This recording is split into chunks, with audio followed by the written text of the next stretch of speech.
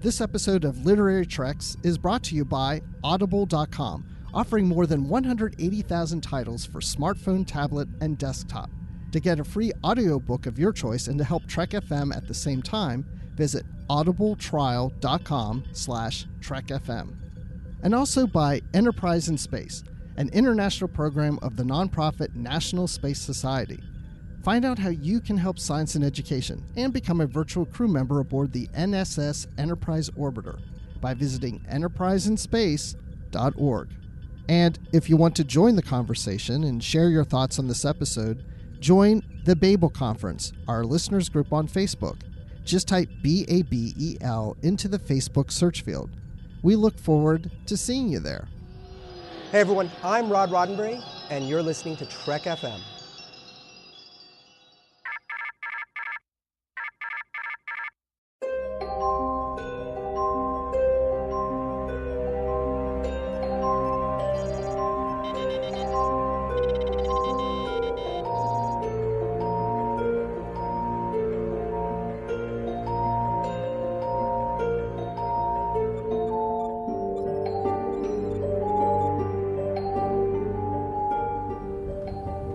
Are you taking all these books?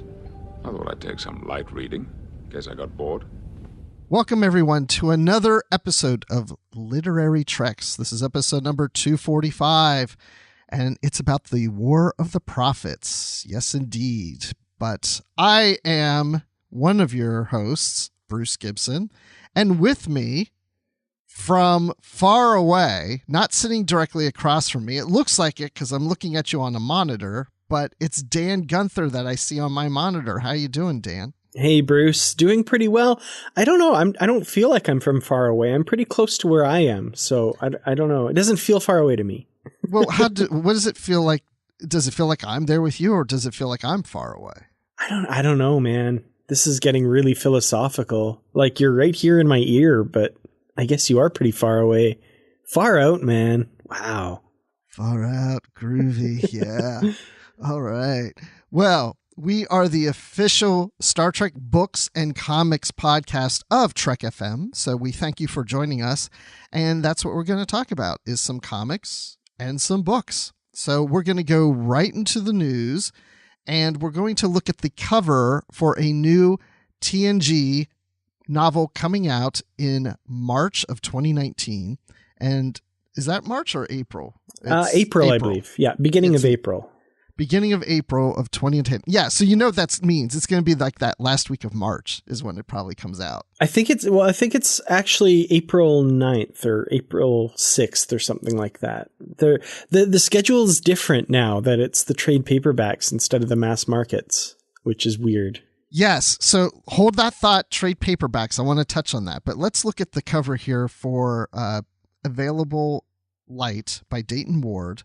And I do see the Enterprise E on there and some other ships, which I can't tell what kind of ships those are. Do you have any idea?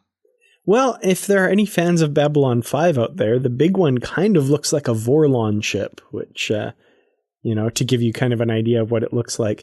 And the little ones, if you look at them closely, they're actually the same CGI model as the Romulan drone ship from Enterprise, those ones that project a holographic field, which are actually a reuse of a Voyager alien ship from the episode The Fight. So that model's had a long history. Well, the cover is very colorful, I would have to say. I see some reds and purplish and blues and greens and grays, and it actually looks very, I don't know, it's almost like, I want to say, like something I saw in a haunted house in an amusement park.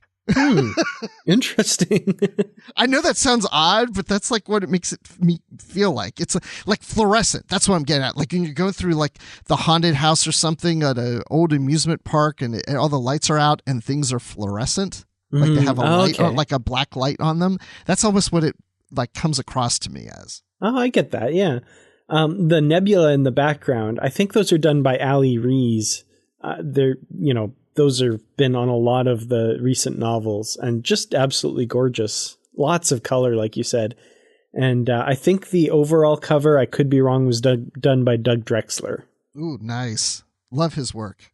Well, we also have a synopsis here. So, Dan, I know how much you like to read them. Would you like to read this one? Section 31. The covert organization which has operated without accountability in the shadows for more than 2 centuries has been exposed. Throughout the Federation, the rogue group's agents and leaders are being taken into custody as the sheer scope of its misdeeds comes to light.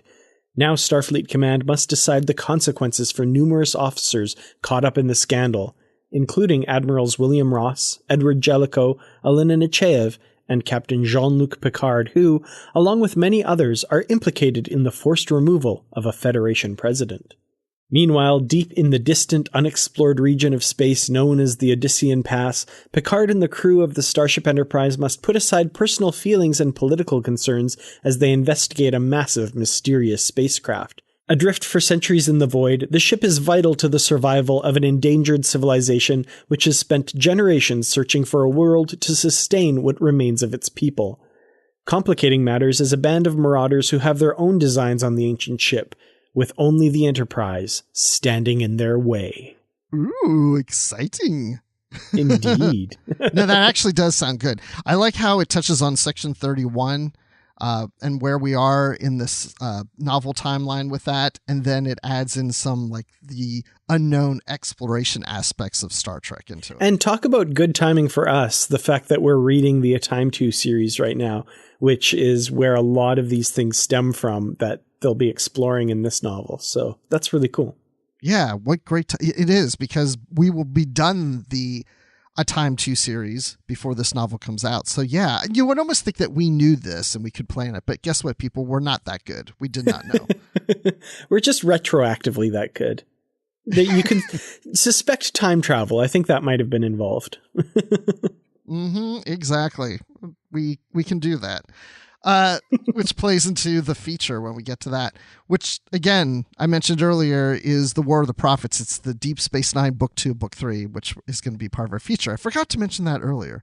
But now I want to talk about how this book coming out in April, which is a trade paperback and not the normal paperbacks we've gotten before. So the asking retail price of this is $16. Yeah, it's a little pricier for sure. It's going to put a hit in the wallet, unfortunately. And Greg Cox has a book coming out the month before in March, and it's also $16. Yeah. So it's pretty clear they're moving from the mass market paperbacks to the trade paperbacks on an ongoing basis. So the last few Discovery novels have been trade paperbacks. If you're wondering what those look like, they're taller and larger format and a little pricier, unfortunately. Yeah. Typically the mass market trade paperbacks in the U.S. have been $7.99, and now we jump to $16. So it looks like this new deal that was done that we've been waiting for is actually going to cost us more, twice as much to buy a book. It does look, and I mean, this is kind of mixed news. I guess you could look at it as good news if you're thinking about the bottom line. It looks as though there are going to be fewer novels coming out per year at this higher price. So, because we don't get one, for example, in February, and I think there's fewer novels throughout the rest of 2019 than there would be in a typical year where we had one coming out per month. So, it might balance out a little bit more. I don't think it's exactly half, but, the price difference per year for Star Trek novels might be around the same, a little bit more, but you are getting fewer novels, though, which that does kind of suck. There is the price increase. I did some research. I went to Amazon, and for Available Light, I saw it marked down from $16. It was a little above $14. And the ebook, the Kindle edition, I think was around, $11 or $11.99, something like that. So I think you can get these books a little cheaper. But I will say that I've been actually impressed because the novels at $7.99, the mass paperbacks, have remained at that price for at least 15 years. Because I remember when I was on a Yahoo Star Trek book club back like 2002, 2003, everybody was complaining how it went up $1 from $6.99 to $7.99, but it has stayed there. So they've kept the prices low for a long time. I think it just kind of caught up to us now. Yeah, that's very true. It's, if you think about how much you pay for other forms of entertainment and that sort of thing, this is actually not that huge a deal. And I mean, I know I'm saying this to a lot of people that are probably going to be really annoyed by the price increase. And I don't mean to lessen that. It does suck when you've gotten used to paying a certain price and then all of a sudden you're asked to pay more. But at the same time, I think that the work that we've been getting from the Star Trek authors has been of a high enough caliber that I personally think it's worth it. You kind of have to do that calculus for yourself and decide if it's worth it. But, on my recommendation, I think it is. So, yeah, I don't know. I don't know what else to say about that. Yeah, I don't either. I mean, it's an increase that I'm willing to pay. So I'm not complaining. But yeah, I know others, it's going to bother them. But some of you I know go to the library, so it's not that big of a deal. Anyway, there might be ways to work around it. I don't know. So anyway, we're at least getting more Star Trek books. That's all I care about. Absolutely. Me too. And speaking of more Star Trek books, we're also getting another Star Trek comic. This is pretty exciting from IDW. They announced that they're doing a new Jean-Luc Picard story set 20 years before The Next Generation. And this is part of a series of IDW comics are coming out called 2020, not like the year 2020, but like in 2020 vision. And the idea behind it is that IDW is celebrating their 20th anniversary next year. And so they're releasing different one-shot comics, and Star Trek Next Generation is one of them. So it's in honor of their 20th anniversary, and this story takes place 20 years prior to The Next Generation. So that's where this play on 2020 comes in. And I'm excited to say that because this takes place 20 years, it's on the Stargazer, and the story is going to be written by Peter David, who we haven't gotten anything from him in quite a long time. Very popular Star Trek writer. And J.K. Woodward is going to do the art. So I'm like stoked for this. Yeah, I'm very excited for this as well. I love Peter David's work, obviously, and especially his work in comics. If you haven't read any Peter David comics, you're missing out because he's a great comic writer. And J.K. Woodward's art, I mean, I'm on record saying I absolutely love his work. It's that kind of watercolor style. If you remember the City on the Edge of Forever comics or the Mirror Broken comics, I absolutely love his work. So I'm really excited to see this. And we also did get a bit of a tease of the cover art for it. I believe that's what this is, the cover art. And I'm actually not sure who the artist for this is because I don't think it's J.K. Woodward who did the cover here. I could be wrong, but it's very much not his style. But it's very cool. It is. And one thing that caught my eye, Picard and Jack Crusher are in the maroon uniforms.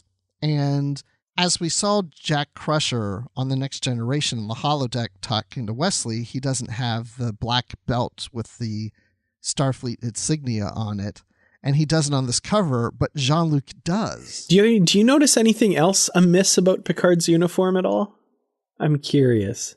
It doesn't look like he has the captain rank on there. Exactly. Yeah, he's got the ensign rank pin on there, which makes me think is they used him from Tapestry as the model for the uniform, and of course he was an ensign in that and had the belt. So I think that's what they did here, and maybe the artist just isn't aware of what the rank pins are or what they mean. But yeah, looks like he's an ensign in command of the Stargazer, commanding Lieutenant Jack Crusher.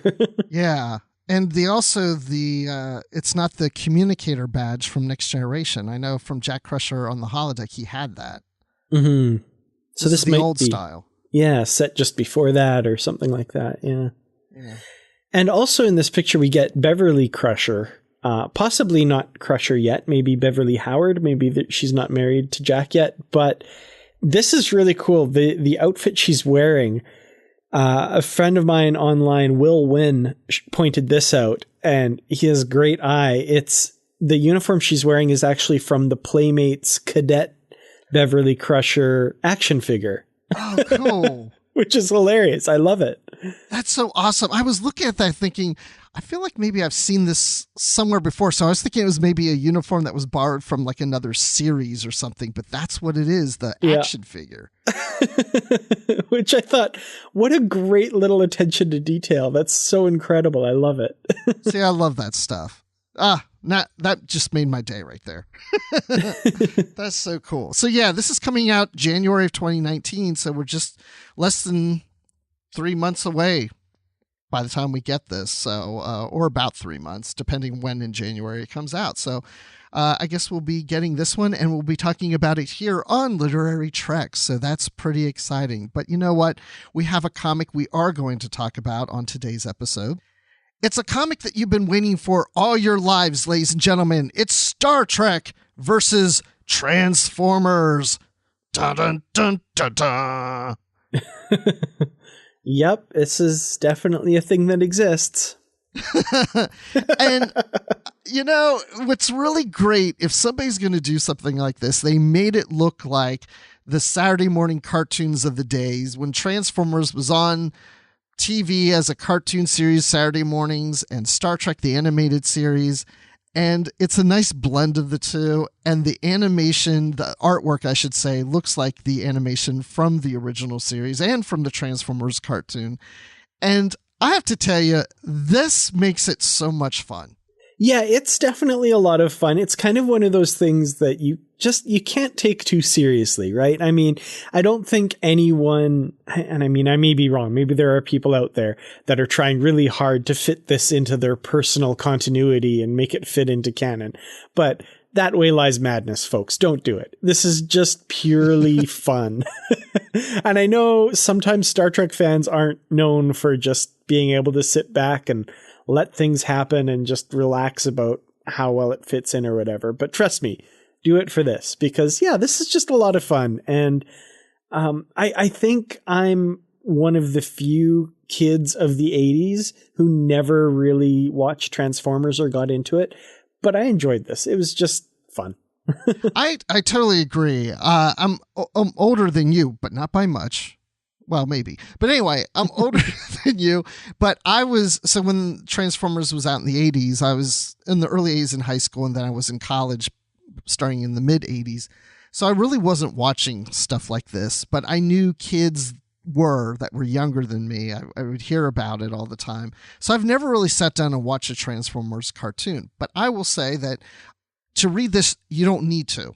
I mean, it's... Mm-hmm.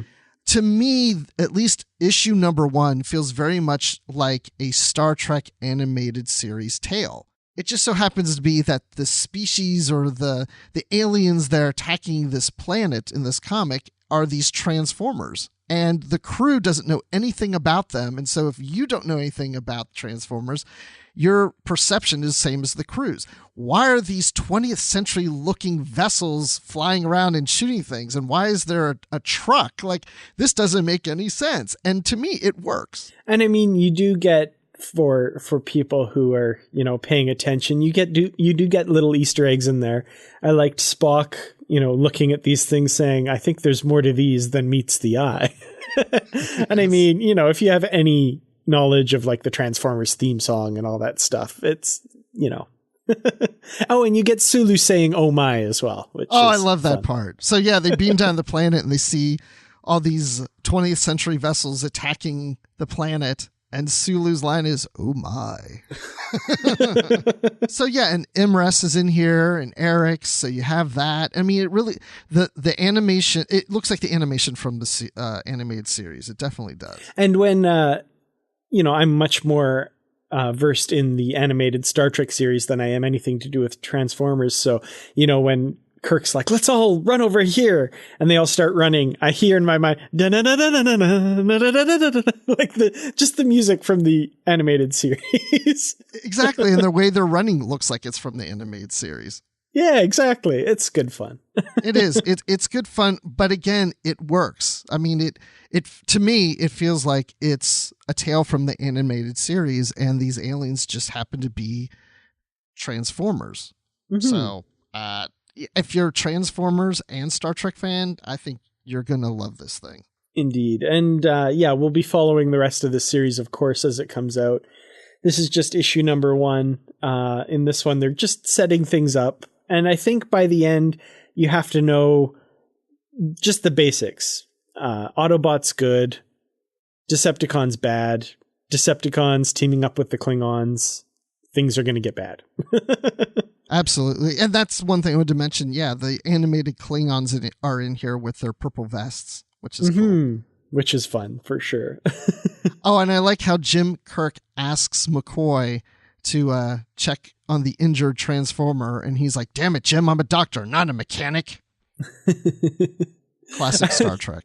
I do love the little bit of banter, too. And Kirk says, this isn't any simple machine, Bones. It spoke to us. And McCoy says, so what?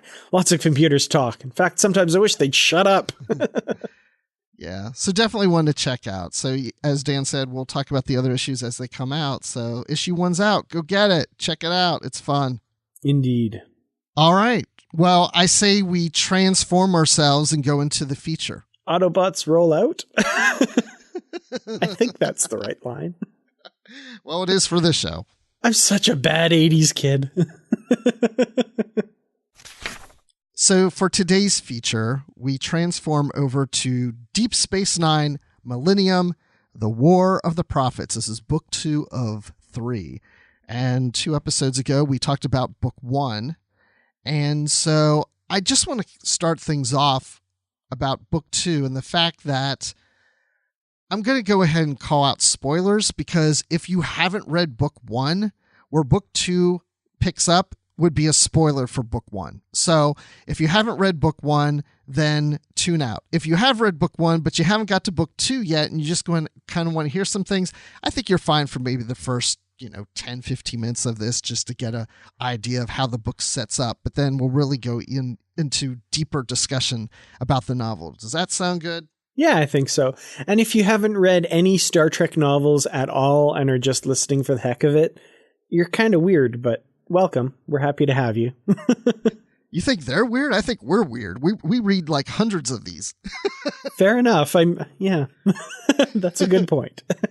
Well, this series is written by Judith and Garfield Reeves-Stevens, and they're very popular Star Trek novel authors, and they've also written episodes of Star Trek Enterprise, which I was thrilled about when that happened. I was just like, yay, crossover, somebody from the novels is writing a TV series. So that was really cool. And so they're really great authors. And I mean, this series, I'm just going to say right now, I just love this series. So, we're going right into it. So how did we even get here? How do we get to book 2? So in the previous book, which was The Fall of Terok Nor, so Deep Space Nine, the station, was destroyed by the red orbs of Galbator, which opened a new wormhole on the station. And so the Defiant got pulled in and then pulled out or whatever, and we thought that the crew and the ship may have been destroyed, but then we find out at the end of book 1 that they were thrown 25 years into the future, into the year 2400, and they fall into a battle led by Captain Thomas Riker. Boom. That's how this setup is. So Dan, coming into this novel, what did you think was going on? Why do you think Thomas Riker was there? What was your first impressions? Well, I mean, I knew it had something to do with Bajor and the Bajoran system and stuff because of the uniform that Thomas Riker is described as wearing. And, I thought maybe it was some kind of big prophets versus Pah-Wraiths thing that had engulfed the galaxy. And it was a really cool setup because you're kind of left wondering, WTF, what's going on? This is crazy. There were 20 years, something like that. 25 years. We're way in the future. Yeah. We're way in the future from where we're supposed to be, and things are crazy. And I think immediately the impulse would be, we have to get back. Our leaving has changed the timeline, and things are screwed up because of that. We have to get back. And what's interesting is there's some discussion of that, but that kind of ends up being a non-starter for various and complicated scientific reasons that various characters get into, which was a lot of fun. Kind of felt almost like, I'm just as a little aside here, it kind of felt like when really hardcore Star Trek fans start talking about, what's possible in Star Trek and technology and that kind of thing.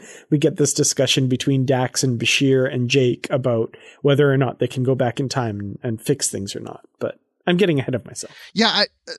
Let's keep that pinned up to get to that. I want to talk about that whole changing the timeline and the future and going back in the past and such and such.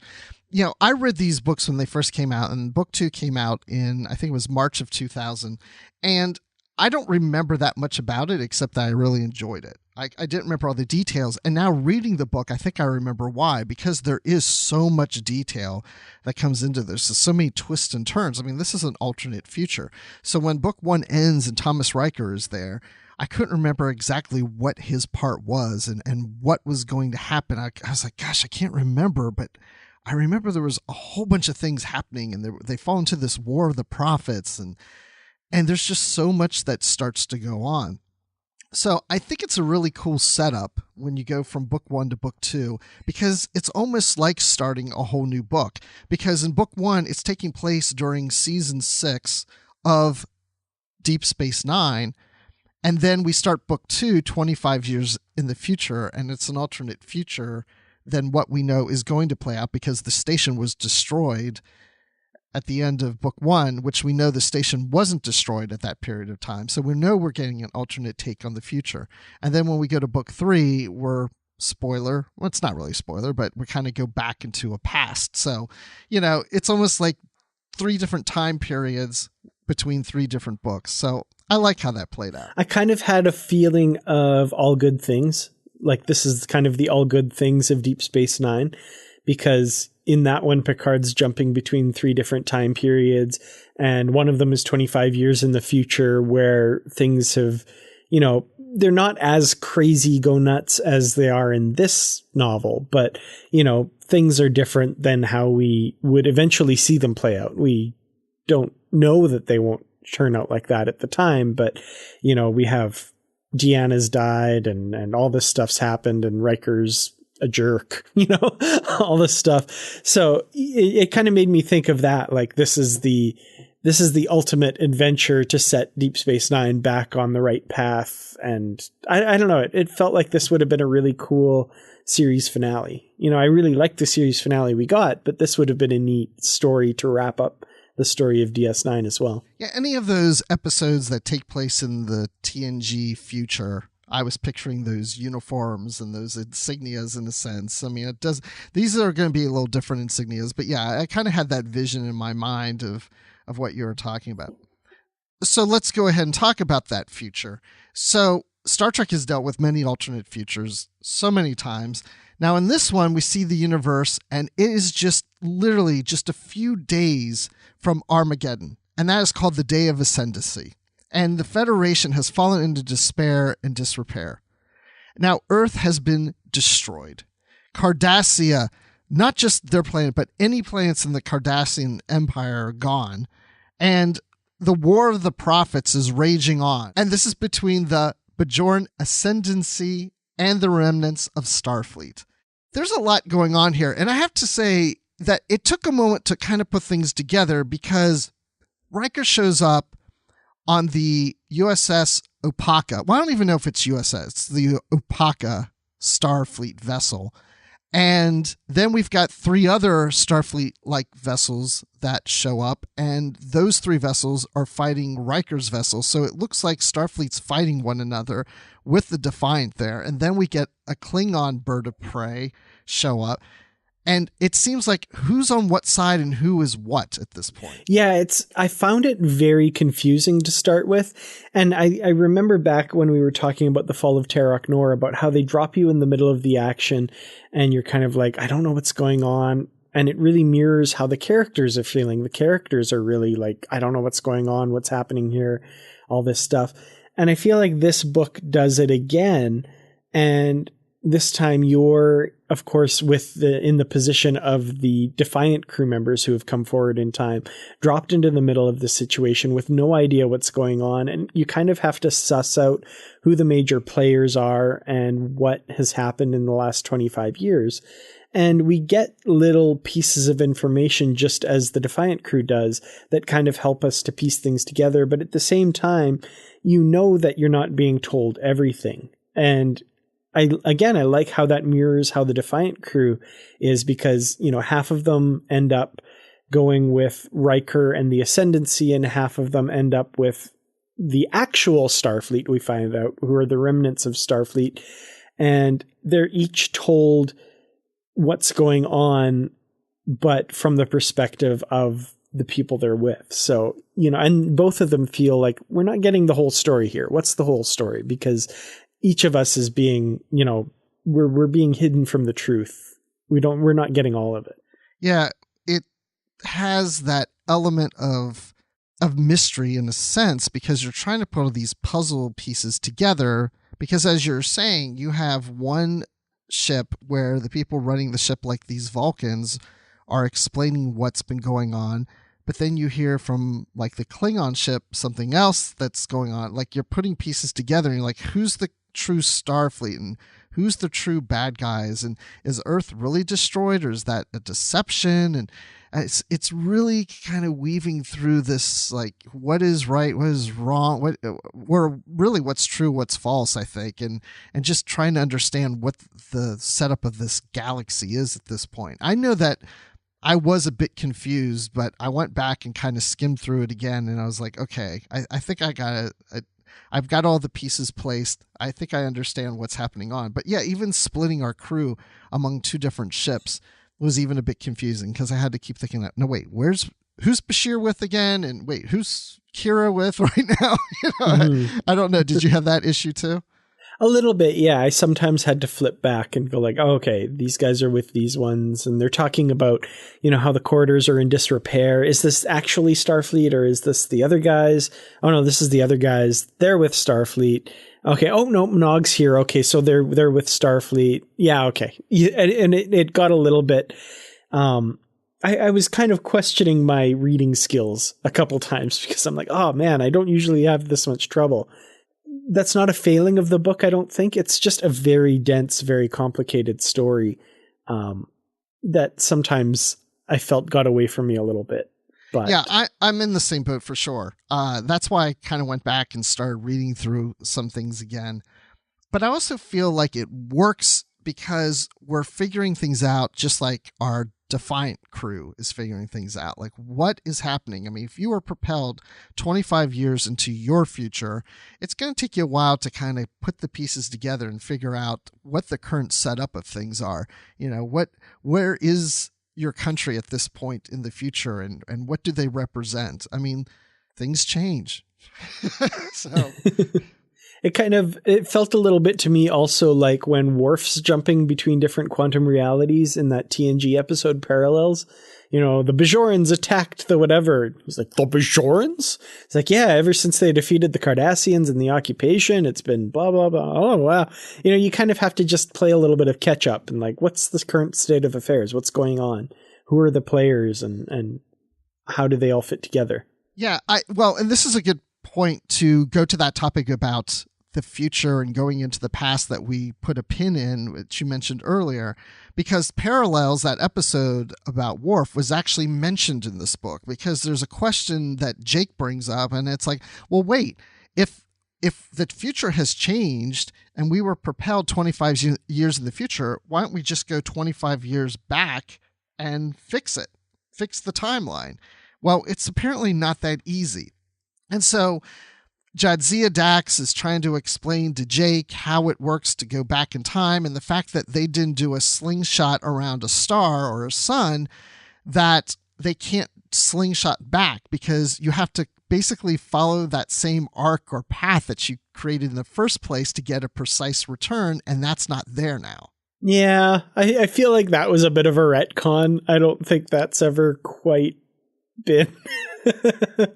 Because, like, how does the initial time travel happen in the first place then? If you can't just... And I mean, I guess they kind of say, like, because if you don't follow that same path back, you then just create a parallel timeline and you don't actually return to your own timeline or something like that. And it gets very complex. But for example, in the episode Assignment Earth, when the Enterprise traveled back in time to do research, they didn't originally, like, that was the first bit of time travel they did. They didn't follow a path to, I don't know. It just got really confusing. No, I can see that. I guess it worked a little for me because if you're going to travel back in time, if I said, okay, I'm going to travel back 25 years into the past, I may get back 25 years, but it could be, 24 years and 6 months, or it could be 25 years and 3 months. It's not exactly 25 years, but somewhere maybe close to that. Well, they're trying to work it so it's fairly precise that they get there right before things change. And so they could overshoot it or undershoot that because they're not following the same path. So to go into the future or the past doesn't maybe have to be as precise, but when you're trying to return to an exact moment in time, that's where it becomes difficult. But going to the retconning you were saying about, I also love how they explain that, well, and if you go back in the past, sometimes you change the existing timeline, sometimes you create an alternate timeline. And it's like, well, wait, when does it actually change the existing timeline? It's almost like it's arbitrary as to what could happen. Yeah, it almost felt like the story should have maybe steered clear of getting that technical about it and just had some reason why they couldn't do it. That was more related to the story rather than fundamental physics of the universe that don't make a lot of sense. But it's okay. I understand they had to have some reason why that wouldn't work. So, yeah. All right, I'm on board. Yeah, it's fine. But then I feel like later they contradict that. They could. They do, don't they? I was like, but didn't you say? Oh, well. Oh, like Janeway, my head's hurting thinking about time travel right now. I need a cup of coffee. I'm just picturing two O'Briens sitting on the edge of the bed saying at the same time, I hate temporal mechanics. Exactly. So then we also have an interesting villain, I'm going to say, in this book. Dan, did you know the Emissary is the villain of this book? He's the true emissary. The true emissary of the true prophets. Ooh, is that Sisko? It is not Sisko. Sisko is apparently the false emissary. Oh, indeed. Oh my, indeed. If you see the cover of this book, you see the true emissary on the cover of the book. And this is one thing. I have seen these books for a long time. This is my first time reading them. But I've always been really curious about this because we see Weyoun on the cover wearing Bajoran Vedic robes and with a Bajoran earring and red eyes. And I'm like, okay, what's going on here? So yeah, we learned that in this timeline, Weyoun has taken his place as the true emissary of the prophets, the true prophets, I should say, and those are the Pah-Wraiths. Now, this story does what it does a lot, and it gets very complicated because these Pah-Wraiths are ones that were not imprisoned in the fire caves. Those Pah-Wraiths are still bad, I guess. Yes. And they're the Costamogen, right? They're the ones that Dukat is in control of in season 7, or being controlled by in season 7, I guess. And spoilers a little bit, I guess. Yeah, let's go ahead and say that. Yeah. Yeah. Okay. We'll say spoilers now. Dukat does show up, and he's old, crazy, white-haired, evil, smelly, apparently, Dukat, who is still representing the fire cave Pah-Wraiths, the Costamogen, just to, throw a wrench in all the works here. And we've got two wormholes. We've got the Bajoran wormhole, the one we know and love, that blue one. And then this one that was created at the destruction of Deep Space Nine, which was the red wormhole. And Weyoun plans to bring the two wormholes together, which will, according to prophecy, destroy the universe. And that's his whole plan. He's going to bring about the apocalypse. Kind of crazy, I do have to say so, but kind of fun too at the same time. Yeah. The two Pah-Wraiths and all that. So there's this whole history of how the prophets were all one, And they always saw things as perfection. Everything was done correctly. And then there was a group of the prophets that wanted to basically go and check out, I guess, kind of check out things in the universe and also acknowledge that things maybe aren't always perfect. And those became the Pah-Wraiths. And then the universe lost its perfection because of this. And correct me if I'm wrong on all this, because, yeah, it's a bit confusing. I'm trying to go back in my head and remember all this. But then the ones that went into the fire caves, I guess they were kind of viewed as the ones that kind of wimped out on the return. And then the other Pah-Wraiths returned back to the other prophets, but there was a battle between them, and so thus creating the two different wormholes. That sounds about right. It's very complicated. But, you know, basically you bring it down to the basics. We've got two wormholes, got the prophets and the Pah-Wraiths. Sisko represents the prophets, or the false prophets, and Weyoun represents the Pah-Wraiths. They're going to bring the two wormholes together and end the universe, basically, or create. Now, from Weyoun's perspective, what is this doing? Because I can't quite remember. It's going to like make the universe paradise for the Pah-Wraiths or something. I'm not sure. I can't remember why he's doing this whole thing. Yeah, essentially, it's almost like bringing the whole universe into heaven, in a sense. You know, that there's so much imperfection and different religions and the way even Bajoran see things and read texts that are determined to be false. But once this temple opens and brings all the people of the universe through it, all truth now becomes reality. Everybody has a sense of what is real, and it's like they're in paradise now. It's like correcting the universe by sucking it all in. It will destroy the universe, but from Weyoun's perspective, it's actually the golden gates to welcome everyone to the truth of everything. Right. So he's crazy. Got it. Okay. Well, yes, absolutely he is. And the reason he's this way is because as he was fighting in the Dominion War, he brought his ship into this red orb wormhole and was propelled into the Delta Quadrant.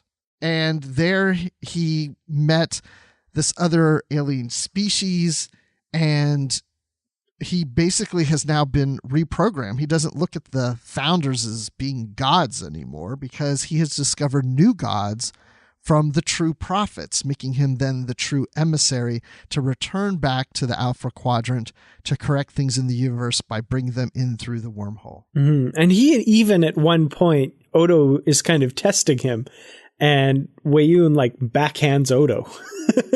Like he does not follow the founders anymore. He has broken that spell. And he was even kind of giddy. He backhanded Odo and he's like, "Ooh, I didn't think I could do that. That's cool." And he even had an inhibitor that would allow Odo to be able to change shapes and it made him more of a solid when he was near him. So Odo couldn't do anything. Yeah, exactly. That was an interesting scene because I've always loved the dynamic between Weyoun and Odo, how Weyoun sees him as this god and Odo is just rolls his eyes about the whole thing. And to see that kind of subverted and turned on its head, I thought was really interesting. Right, because Weyoun now sees himself almost as a god and Odo being a lesser being to him. And it's also very important for Weyoun, who is this true emissary, to have Sisko there, because prophecy shows that when the false emissary, aka Sisko, returns from the past or reappears from the dead, however you want to look at it, that's when the gates will open. And that's why Sisko is needed, because now that Sisko is here, now the prophecy could fulfill itself. So it's important for the true emissary to have the false emissary there. And then the false emissary will be shown the truth of everything once he is brought into the temple. Yeah. Can I hear a hallelujah? Oh man, there is so much going on in this novel that it turns my head. It spins my head around a few times because discussing this novel, I know there's going to be so much we end up leaving out because there's just so much going on here. And this whole dynamic between Sisko and Weyoun, it's interesting to me because at this point in the series, Sisko has kind of accepted himself as the emissary of the prophets, but he still has this resistance to, thinking of himself as the emissary and really fully embracing it. But in the face of Weyoun and this threat, he kind of has to. He absolutely has to represent what the prophets are and that sort of thing. But at the same time, he's so totally out of his element and is just as lost and confused as his crew is. He doesn't know exactly how this is all supposed to turn out. And I wonder if some part of Sisko thinks maybe Weyoun is right and maybe the prophets aren't the true prophets. You've got to think he's got some questions too, because things are really lining up with prophecy in an eerie way, just as they do on the prophet side of things. So I don't know. I'd be really confused if I was in Sisko's place. And then there's the character, and I don't recall her name. She's the Bajoran officer. We talked about her on the last episode. Commander Arla Rees. Arla Rees. So she did not grow up on Bajor, so she does not follow the Bajoran religion. And I know we questioned last time, why would this character be created for this book? We have the Deep Space Nine regular crew. Why are we introducing this one? And I still don't know if it's really clear if she has a major part in this overall story until we get to book 3, but she's really helped a lot in this book as being the counter attack to Kira. So when Kira's talking about Bajoran texts and Bajoran religion, this commander's questioning her on that or debating her on that. And so you're getting the two different sides of, is this religion true? Is it not? Are these aliens? Are they wormhole prophets? And so we get through these arguments back and forth to the point that this Bajoran commander starts to come around to the religion in a sense. She's starting to believe things. And I think it gets to what you're saying, where Sisko may have accepted his role as emissary and looking at the alien wormhole aliens as prophets, but yet questioning maybe that to the point where the commander's questioning her own beliefs that this religion isn't true, but maybe it is. I don't know. It's just so much going on. I was a little confused as to what happened with her character because they're trapped. She and Sisko are trapped at one point on Deep Space Nine, which has been recreated, I guess.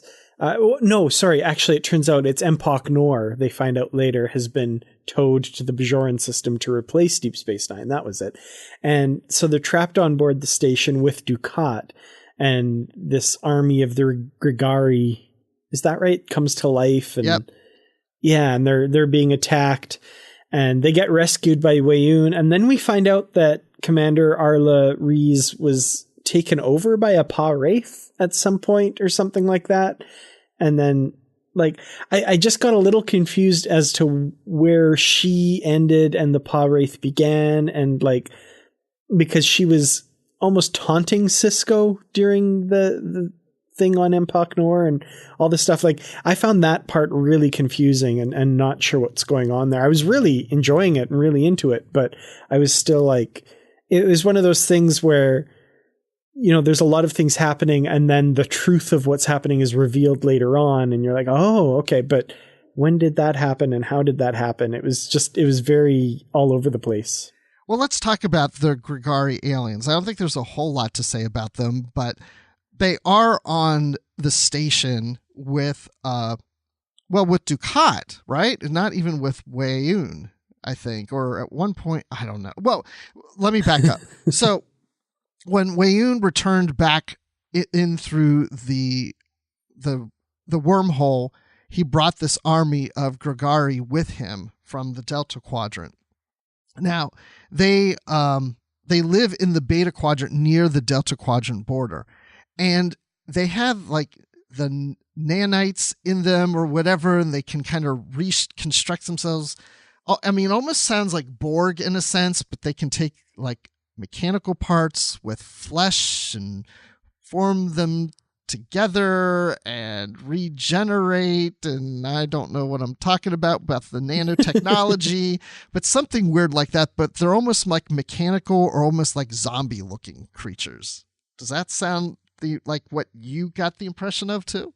Yeah, especially in that scene on Empok Nor. That's kind of what I was picturing, like very zombie-ish creatures, I guess. Yeah.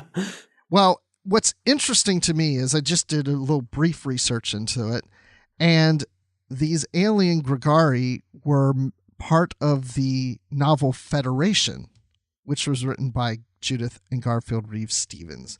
Now, we haven't covered Federation yet here on the show. We've talked about doing it. I have read it too, and I do not remember that. I don't remember either. It's been a long time since I've read that one, but yeah, they are the alien race that's in the Federation novel. Huh. Wow. I've read that and I've reviewed it on my website, but it sounds like we might have to reread that. Now, I don't know what part they play, if it's a big part in that novel or not. I don't recall because, like I said, it's been forever since I've read it, but they do play a part in that novel. They were also featured in a DS9 video game called The Fallen. So they have been used quite a bit by the Judith and Garfield Reeves-Stevens team and also introduced in that DS9 game. And also, real quick, they were briefly used with the Klingon Empire in a Mirror Universe novel, Rise Like Lions. Wow, that's crazy because I've also read and reviewed that one as well. And I do not remember that. That's crazy. You might have to go back and read that. I think so. So there's a little bit of trivia on the Grigari. So it makes me... Now, I never read the Mirror Universe novel, I don't think. So, but yeah, Federation a long time ago I did. So I think we're going to cover Federation sometime soon. It's not on the schedule. The two Mirror Universe novels that David Mack did as well, I think they would make a couple of really good episodes if we do want to cover those someday. And Rise Like Lions was really, really good. So just a thought. All right. Just might happen. Everybody get ready. But again, not anytime soon because we got the schedule played out for the rest of 2018. So maybe in 2019 we'll see it. So, Dan, you were talking about being on the station, and we have Weyoun, we have Dukat, and Dukat represents the Pah-Wraiths of the caves, where Weyoun represents the Pah-Wraiths from the wormhole. And they even battle each other. And I think it was Dukat, I can't remember, but I think it's Dukat that, you're right, like helped the Pah-Wraiths take over Arla Reeves' body temporarily in the fight, and then the Grigari are there. And of course, as I mentioned, Weyoun brought the Grigari to be the warriors that are fighting for the ascendancy of Bajoran. It just goes on and on.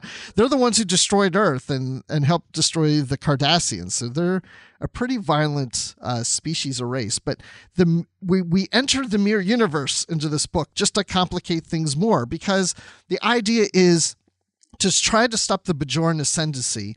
And how are you going to get to the Bajoran sector without the Grigari and Weyoun trying to attack and destroy your ships before you get there? Well, one idea is to bypass them by going into the Mirror Universe, traveling through the Mirror Universe to the Bajoran sector, and then coming out of the Mirror Universe in that sector, surprising the Bajoran Ascendancy.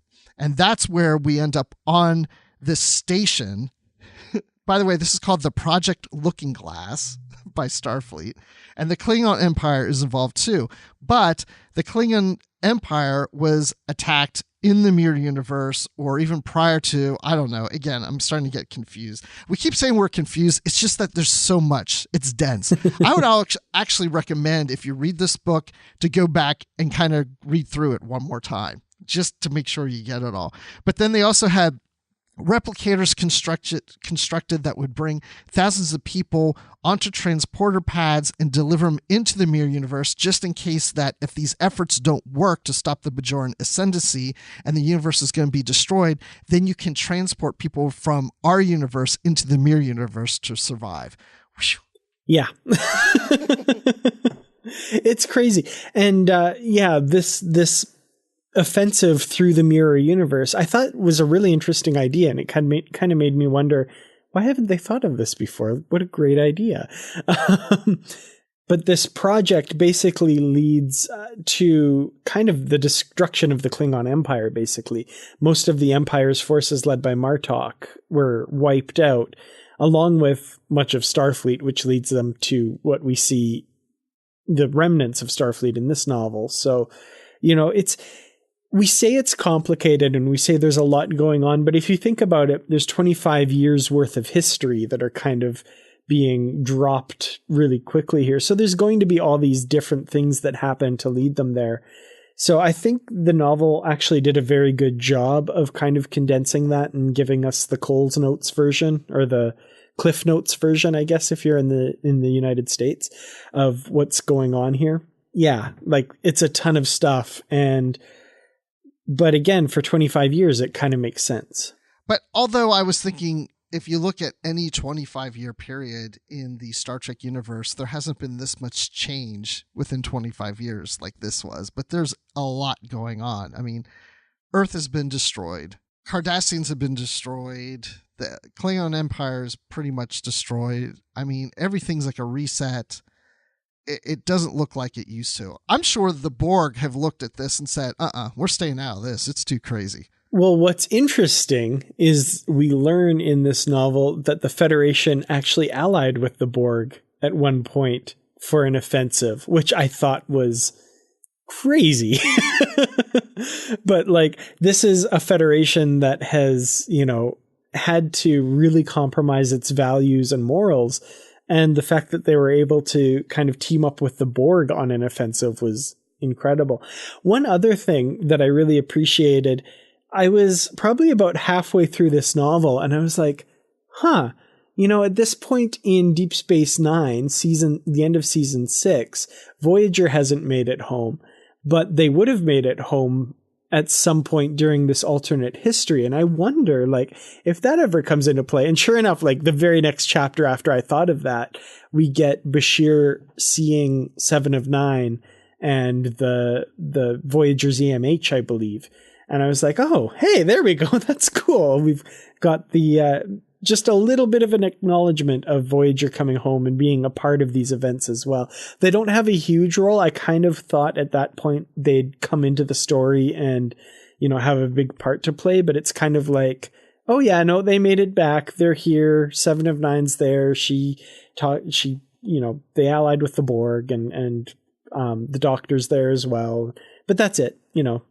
We just kind of get an acknowledgement they were there. But I really appreciate it because it was one of the things that popped into my head as a question about the alternate history. Yeah, it was a bit of an Easter egg, but it really worked because Bashir is learning more things, and they learned about this alliance with the Borg, and then to be walking around a starship and there is someone who is part Borg walking around. It's part of Starfleet, and there is a holographic EMH walking around as a member of Starfleet. He's like, wow, things have really changed. And from his perspective, he's probably thinking there's probably a bunch of Borg and EMHs walking around all kinds of starships right now. Yeah, exactly. And I was kind of like, oh no, Bashir, she's unique. Don't worry. But it was kind of funny that the picture that it paints for someone who doesn't know about Voyager's history and stuff was kind of interesting. I can't remember, but did Janeway ever show up in this or was referred to? I was trying to remember. I thought for a second while I was speaking just before that she was there, but then I second guessed myself, and now I honestly can't remember. I can't remember too, but I'm the same way. I'm feeling like there was some reference to Janeway at some point. Yeah, again, there's so much. I think there is. I think there's something about Admiral Janeway in here. But again, it would be really brief, so. So let's talk about Project Phoenix. We talked earlier about the Mirror Universe, and that was Project Looking Glass. There was another project that was mentioned. It was never really focused on. I think it was, I don't remember the exact name, but it was like Project Guardian, like the Guardian of Forever. Right. Yeah. And I love these project names because if you're a fan of Star Trek, even though the people they're being told to, before they even describe what the project's about, you can kind of infer it. It's like Project Guardian, but that's really classified. We can't talk about that. And you're like, ooh, it has something to do with the Guardian of Forever, doesn't it? That's so cool. Exactly. And that got destroyed because of the Grigari destroyed. I don't know if it destroyed the Guardian, but it destroyed the project or those involved in a war. But so that's off the table. Now we just have Project Phoenix left. And this is being run by two characters. One is Captain Nog. So yes, Nog is once again a captain in the future. I think it's in his DNA. And he's helping Admiral Jean-Luc Picard with this project. Now, so many times when it's not a TNG novel, I feel like we have to work Picard into something. But he has a very small role in this. It's important, but it's a small role. So you're not going to see a lot of Picard in this. He's there, but he's got his syndrome going on where he's kind of losing it. So, but the Project Phoenix was something that he helped to create, and it's this last-ditch effort to save the universe. And what they did is they developed one of the biggest starships in Starfleet that happens to be a time ship. And this is the vessel that can take them, get this, folks, 25,000 years into the past. Because the idea is to go so far back in the past that you're not going to change the timeline, because you're not going to run into anybody from Earth, from Vulcan, Cardassian, and especially Bajorans, because they really date back very, very far.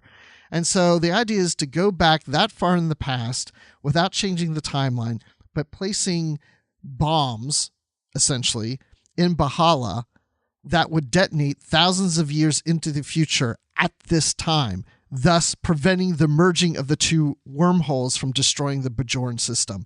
So we're just now days away from this destruction that these two wormholes will cause. So the idea is for thousands of years, these bombs will detonate, preventing the wormholes from merging. And I thought that the part of the plan that's really cool is apparently they'll be set to explode after the time ship has gone into the past, so that it won't be part of the time loop that it's in, or something like that, which I thought was kind of a neat little way to do it, to kind of get around some of the rules they'd imposed on themselves earlier in the book. So it's a really cool idea, and it kind of, like, 25,000 years is an incredible amount of time. So it's neat to think of like these little decisions playing out now that would affect so much of history, and we'd see the effects of those now as well. Like, there's just something really interesting about that whole setup that I thought was really cool. And this time ship would include our DS9 crew on the ship, along with Captain Nog and Vash, and they would go to the past but not return. So basically they would have to live their lives that far back into the past, and even, start families or whatever. But then they discover that wherever this place that they'll be living, the star system, that because the ship would eventually not be able to return or really go anywhere, I guess they would have to live in the star system, that eventually that star goes supernova, and they themselves or their future offspring will die in the supernova before the Bajorans and anything else exist. It's, there's little bits of the plan that are hidden, and they kind of figure out, and that sort of thing. It's really fascinating. The thing that kind of got me towards the end, and I didn't see this coming, was there's three prophets. And by prophets, I don't mean wormhole alien prophets. I mean people who wrote prophecies in the past, who, basically wrote down the entire thing about the three orbs of Jalbador and all the stuff that would happen. And it turns out that those three, and correct me if I'm wrong, would end up being Admiral Picard, Captain Nog, and Vash. Yes. Am I right about that? I think that's right, yeah. Okay. Which I did not see that coming. When they revealed that, I was like, oh my gosh, of course, they're the prophets. That's brilliant. And I mean, it's almost a trope when it comes to time travel stories. Not necessarily Star Trek, but just, somebody taking the place of somebody famous in the past and fulfilling a time loop. But I still didn't see it coming. I thought that was really brilliant. I think back to there's have you heard of the is it the Mozart paradox, I think, or something like that, or Beethoven? I don't know. Anyway, there's a guy who's a really big fan of Beethoven, for example, or Mozart, one of the two, and they invent time travel and go back in time with all of this composer's music, and wants to meet this composer and get to know him and all that sort of thing. And he goes back in time to when he was supposed to have lived, and there's no record. Like there's no record of this guy, and they can't find him, and they're waiting. It's like, he should be here now. He should be writing this thing now. And he's like, okay, I've done something. I've screwed it up. So, well, I've got all of his music here, so I'm going to take his place, and I'll write it and, release it and all this stuff and take his place. And it turns out that person was that composer the whole time. But then the paradox comes, who originally wrote it then? Which I think is brilliant. Like, I love that idea. And that's kind of what happens here, is these three become the three prophets that wrote these prophecies. And I love when time travel stories do that. It's almost a cliche at this point. It's kind of a trope that they do it, but it's still always just tickles something about me that I'm just like, oh, that's so cool. Yeah, no, I agree. Because it's like, it makes your head spin in a sense. Like, wait, how is that possible? How could the music be written if he wasn't there to write? But wait, yeah, it's like, yeah, there's paradoxes. Yeah, it's so cool. And that's basically what we kind of get here, even to the point with the dedication plaque of the U.S.S. Phoenix is discovered and is revealed by the Vulcans earlier in the novel, and we find out that the mission failed. And so, wait, we're going to go back in time and do a mission that ultimately failed, but Nog has some other plans and ideas, and gosh, I can't even remember what they are. Well, yeah, because at first you feel like he's turned over the starship to the Romulans and they're going to do some plan. But then that turns out to have been a fake out, and he, conspires with the Defiant people to take the ship back and does all this stuff. It's very, there's so many twists and turns in this plot that by the end, basically all you have to know is by the end, they're on their way back in time 25,000 years. Yes, even though they know the mission's going to fail. And I'm sorry, you're right. It was the Romulans that had the plaque, not the Vulcans. But yeah, it's, right. They're going to go the 25,000, or no, they're not going 25,000. They're going 25 years, right? Right. Yes. Sorry. No, I was thinking the same thing you until I started saying it out loud. I'm like, oh, wait, no. They somehow figured out how to go back 25 years. That's what I'm saying. I need to reread the last chapter again. Yeah, no, you're right. And they're, of course, arriving in the Bajoran system just as all these events are culminating. And, Weyoun's ready to enact his plan, but then Dukat shows up. And it's basically everybody just kind of shows up here right at the end for the climax, and it's crazy. It's crazy to the point that you have to get a book 3 to finish this thing off, called Inferno. So does that tell you something right there? Indeed. So Dan, what are your final thoughts on the War of the Prophets? Well, I'm really glad you encouraged us to read these books and do them on the show, because I am enjoying the crap out of these. There's, like I said, it sounds like I'm just reading this confused and not sure what's going on, but it's a wild roller coaster of a ride, and there's just so much happening. But it's very, and I hesitate to use the word because I think it's used improperly a lot these days and overused, but it's epic. There are so many epic things happening. And by epic, I really do mean spanning centuries and huge consequences and the rise and fall of the universe and all this stuff. which sometimes in Star Trek falls a little flat because sometimes they go to that well a little bit too often. But I feel like it really works in these books. I feel like the stakes are that high, and they're not pulling any punches with this story. They're really just going for it. Earth is destroyed and all this stuff has happened. And obviously we know it's all going to get reset somehow, but I'm enjoying the ride. I can't wait to see how they get there and what they do to fix everything.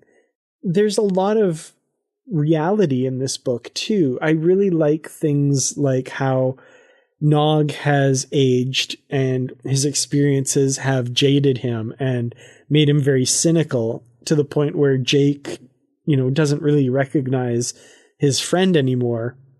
And that would happen. Like, these 25 years have been horrific, and it would really change you a lot to have lived through them. So things like that, I think, the book deals with very high-minded concepts, very huge ideas, but at the same time, when you get down to the small scope of individual characters, the authors handle them very well as well. So it's winning on all of those levels. So yeah, I don't do it very often, but I think I have to give this one, I'm going to say 5 out of 5 reanimated Grigari attacking you on Empok Noir. Wow. I didn't know where this is going to go in the beginning when we were going into these books, but I'm right there with you. I mean, again, when I first read these books years ago, I loved them. I love them now. My wife hears me walking around the house every time I put down the book going, man, I love these books. Man, I love these books. And you're right. I mean, I will say though, when I was reading book 2, it is very much like a roller coaster ride.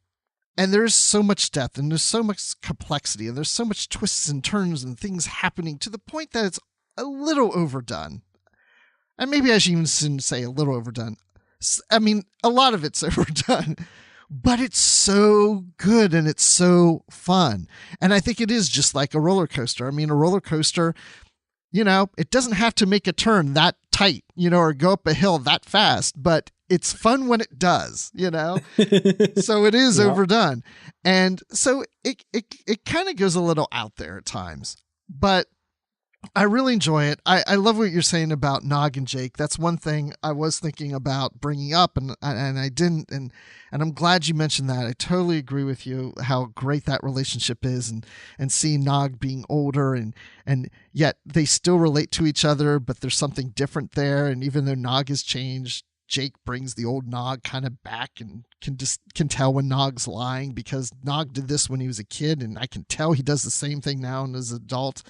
And then even the exploration of some of the individual characters, there's times that the authors take a moment to talk to you about certain Deep Space Nine characters like Bashir. I mean, we got a whole little backstory on Bashir in one of the chapters that talks about how he was a kid and he wasn't all that smart and he didn't do all that well. And there was some girl or something that he felt uncomfortable with because she was smart. But anyway, he got augmented and had to adapt himself to being augmented when his parents did that to him. And it was something he always tried to hide. I mean, it's just, there's things in here like that come up too. So it's not just this linear story of what happens during this War of the Prophets, but there's some exploration into these characters. So, I mean, I love this book. It's great. I'll read it again. And so if I'm going to read a book again and have this much fun, then I have to give it 5 out of 5 days into the Ascendancy. Ooh, I like that one. That's a good rating. It's better than my Grigari rating. That's good. Well, it was last minute because I was going to do a Grigari rating until you said yours. So. Oh, and I actually like yours better. Nice. So with all this talk of time travel and that sort of thing, I don't know if we're 25,000 years in the past or 25 years in the past or how far away we are from apocalypse or what's going on. My head is spinning. All I know is that we're not reading book 3 of this book next. We're reading a different book. So again, I have to wait to find out what's going to happen, and it might just kill me. It's just a couple episodes coming. You won't have to wait that long. But no, I'm with you. maybe it would have been good to read these all right in a row, but we do kind of like to mix it up in case nobody's really that into this. You don't have to wait through 3 episodes to get to a book that you want to hear about. So we kind of, to mix it up, so we spread the love, I guess you could say. But what's interesting from my perspective is how much I've enjoyed these books, and I'm seeing listeners to the show following along and posting their reviews online, and they seem to really love these books. But I don't really recall hearing many people talk about these books. Like when you hear people talk about Star Trek novels, and I never really hear anybody bring these up as being a favorite, but they're ones that I always mention as part of my favorite Star Trek novels, and I'm just surprised I don't hear about them that often. Yeah, I see a little bit of discussion on them on the Trek BBS from time to time. But yeah, they're ones that always caught my eye, but I just never got around to. It's funny that they kind of fell under the radar for me, and I wonder if maybe that happened with a lot of other readers too. It was just kind of like, oh, I'll get to these sometime, and maybe they just kind of slipped by. So hopefully, these episodes allow people to take another look at them and read them like I am for the first time and, fall in love with them just as you did. Yeah, and let us know what you think in the Babel Conference on Facebook. We'd love to hear your comments on these books. If you don't like them, I'd love to hear the reason why, because I'm sure they don't appeal to everyone, because like we said, they're kind of over the top at times, and so that could really turn some people off. So, let us know. But, it's fun talking about 25,000 years into the past and 25 years into the future, or even with the comic book that takes 20 years in the past of Next Generation. We're all 20-something pasts and futures on this episode, but there's other things we've been talking about here on the network that are today and not in the past. So here's a quick look at some of the other things you may have missed elsewhere on Trek FM. Previously on Trek.fm, Earl Grey. If Picard is acting with his heart, why would you tell her no? She needs this, da-da-da, and thinking with his heart over his head. I mean, that's a realistic. I'm sure everyone can relate to, someone who normally is logical, falls in love, especially a workplace romance. And then the dynamic changes so much, especially when it's someone in authority. Literary Treks. Kai Wynn, I think, in this novel, they got her voice perfect. When her first line, when Sisko goes to meet her, and she says something like, "Oh, Emissary, I just love being called to the station in the middle of my many important things that I do on the planet. I especially find the many hours that it takes to fly here gives me a great time to, meditate and reflect on my life." Wow, she's so... Oh, that was perfect. Melodic Treks. So nobody's commenting on it. They're just watching it happen. And again, it's like Ron Jones gets to soar in his score. He doesn't have to play down to dialogue. It's just like, I'm going to let fly with the orchestra here. And I thought that was a great moment for him in the episode. Warp 5. Okay, so T'Pol is confronting the green face guy. Silic. What's his name? Silic. I was going to say Tuvok. Why was I thinking Tuvok? Tuvok. They both end with a K. And that's what else is happening on Trek.fm. So check out all these shows and join the conversation about your favorite corner of the Star Trek universe and beyond, and you'll find us wherever you get your podcasts. If you're an Apple user, be sure and hit the subscribe button in Apple Podcasts on iPhone, iPad, or Apple TV, or the desktop iTunes app to get the latest episodes as soon as they're published. And if you have the time, please leave us a star rating and written review. That helps us rise in the search results for anyone looking for Star Trek book podcasts. And if you're not an Apple user, we've got you covered as well. You can find all of our shows on Google Play Music, Stitcher, TuneIn, Spreaker, SoundCloud, Windows Phone, on YouTube, in most third-party apps, and you can stream and download the MP3 file from our website or grab the RSS link as well. And if you'd like to help us keep bringing all these shows to you each and every week, you can become a patron of the network on Patreon. Visit patreon.com/TrekFM. That's patreon.com/TrekFM to get all the details. Perks include early access to episodes, exclusive content, producer credits, and more. Available through our special patrons website, Patron Zone. And, Dan and I have started recording some special little episodes in the Patron Zone, so you can get bonus Literary Treks material in there if you're a patron. So all this requires a great deal of money to produce, host, and distribute these shows each month. So we really appreciate any support you can give us and hope you'll join the team. So again, you'll find all the details at patreon.com/TrekFM. Well, we'd love to hear your thoughts on today's show, and there are many ways for you to do that. As Bruce mentioned earlier, the best place to join in the larger conversation is in the Babel Conference. That's our listeners group on Facebook. Just type Babel, that's Babel, into the search field on Facebook, and it should come right up. If you'd like to send us an email, you can use the form on our website at trek.fm/contact. Choose to send to a show and select Literary Treks. That'll come right to us. You can also find the network on Twitter at TrekFM and on Facebook at facebook.com/TrekFM. Find us on our Goodreads group, where we have a bookshelf with all of our previously covered books, as well as what we're currently reading. You'll find that section there, so you'll know what is coming up for future shows. Plus, there's great conversations happening about the books and comics that we review here on Literary Treks. So just search for Literary Treks on Goodreads and click Join Group. And we'd like to thank Norman C. Lau, Ken Tripp, Greg Rosier, Brandon Shea Motella, Justin Ozer, and Jeffrey Harlan for their support of the Trek FM network and being associate producers for Literary Treks as well. So Dan, when you're not trying to get to work and bypass traffic by going through the mirror universe and coming back out at your workplace, where can people find you?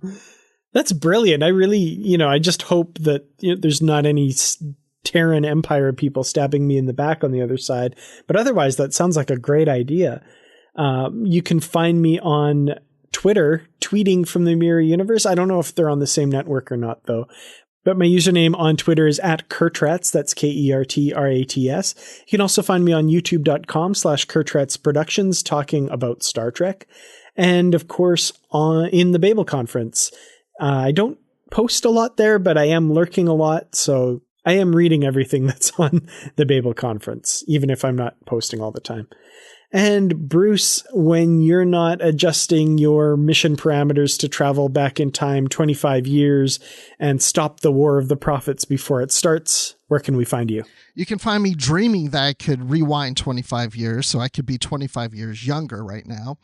But since I can't do that, you will find me on Twitter. I'm at Admiral_Rex. That's Admiral with the little underline and then Rex. So please follow me there. You can also find me here on the network doing Live from the Edge with Brandy Jacala, where we're reviewing the new episodes of Star Trek Short Treks and then eventually Star Trek Discovery Season 2. So we try to do that either the night of or the night after a new episode premiere. So it's a live show and you can participate on YouTube in our live chat. So that's a whole lot of fun. And apparently I might be on an upcoming episode of Warp 5 real soon. So we'll see about that. So it'll be my first time ever if that all happens. So check that out too. And I'm also doing stuff on the Star Wars Report podcast, so you can check that out too. And you can find me doing the same thing Dan does in the Babel Conference, lurking around and occasionally posting a comment. You know, Bruce, if I was 25 years younger, I'd be 11. I don't know if I want that. I don't know if that's a good thing or not. Well, since my birthday was yesterday, if I was 25 years younger, I would be 26. Oh, see, I'd have to be 10 years younger then to be 26. I would be okay with that. As I mentioned, bring on 26. As I mentioned at the beginning of the show, I'm older. But I'm more immature. That's all. I don't folks. know that that's true. Okay, I'm just as immature as Dan. There you go. Well, thanks everyone for listening. And until next time, live long and read on. What do you call that, light reading? To each his own, number one.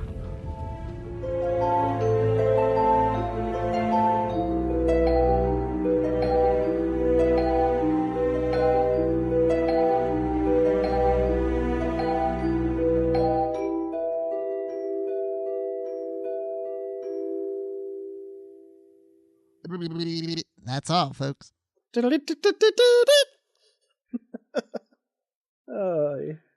Yep.